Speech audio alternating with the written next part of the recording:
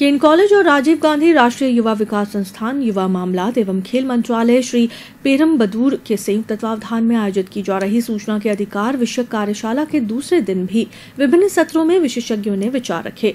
MBM engineering college के international seminar hall में आयोजित की जा रही कार्यशाला के विभिन्न तकनीकी सत्रों में विषय विशेषज्ञों द्वारा सूचना के अधिकार के महत्व एवं उपयोग तथा सीमाओं पर प्रशिक्षण दिया जा रहा है।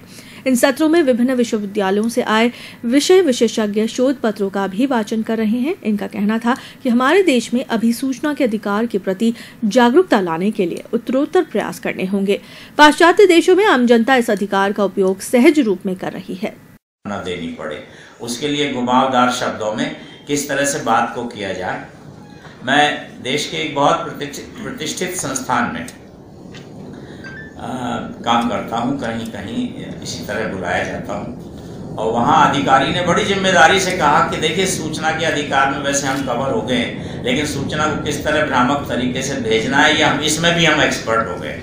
ये हमको संबोधित करते समय अधिकारी बड़े दावे से कह रहा है कि सूचना देते समय हमको कैसे सूचना देनी है और कितना भ्रामक स्थिति उत्पन्न करनी है। Director centre for women's studies हमारे यहाँ पर यूजीसी स्पॉन्सर्ड सेंटर है, और दूसरा director Kamla Nehru college for women. दोनों अति महत्वपूर्ण मेरे पास उत्तरदायित्व थे। अब इस उत्तरदायित्व का निर्वहन मैंने बहुत जोश से किया, बहुत उत्साहित थी।